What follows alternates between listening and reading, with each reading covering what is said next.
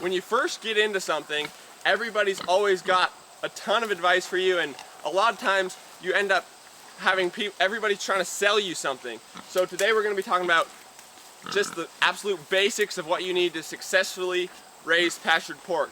And this is like absolute, you need food, you need water, you need a place for them to live. So we're going to keep it really simple and just give you the basics of how to be successful. When it comes to successfully raising pastured pork, there's really three things you need to think about. You need to think about food, water, and space. You need to think about, where they're going to live.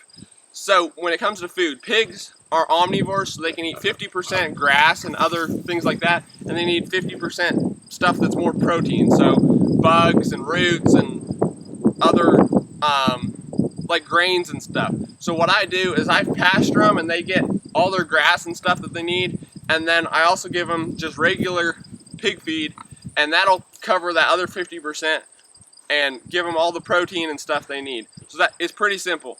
And for pigs, they have trouble a lot of times with parasites and stuff, so you want to make sure that where you're feeding them, you don't need a pig feeder or anything, but a trough or whatever, there's somewhere so their food is separate from where they go to the bathroom, so that they don't end up getting parasites a whole lot. So the second thing that's on our list of what your pig needs to really survive and thrive is water. So you can go a little more expensive and get a nipple water system or a floater system, and those work really great, especially if you've got more pigs. But what I do right now is I've just got a 100-gallon stock tank, and I just fill that with water every time it gets low, and then I take a bucket and dump it into their trough, and that keeps them happy, and it saves me all kinds of money. I don't have to worry about getting pressurized water out here or any of that. They've got water, and that's what they need. So the last thing that we need to talk about is space. Your pig needs space to grow, to be able to actually be on pasture, eat its grass and stuff, get that 50% of the other stuff that you're not buying.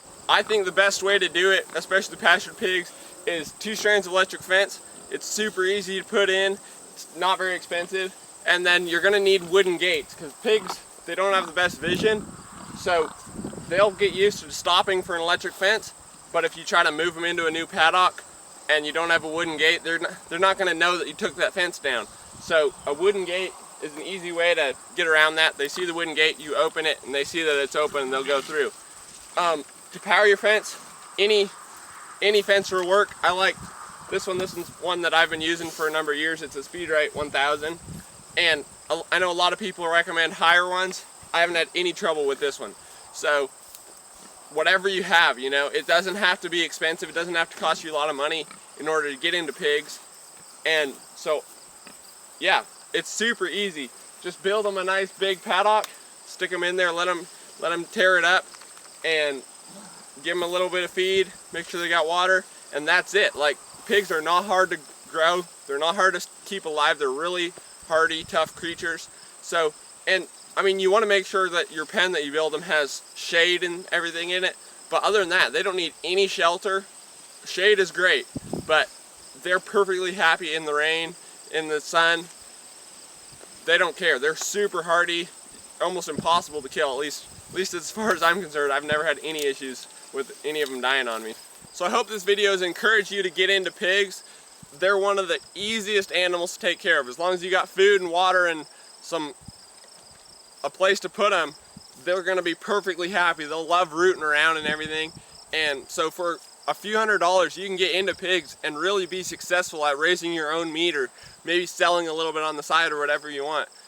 It's super easy, and it doesn't have to get complicated. A lot of people talk about all sorts of diseases and parasites and all sorts of things, and could scare you off really easily. But at the end of the day, they need food, they need water, and they need somewhere to live, and they'll be happy and do really well for you.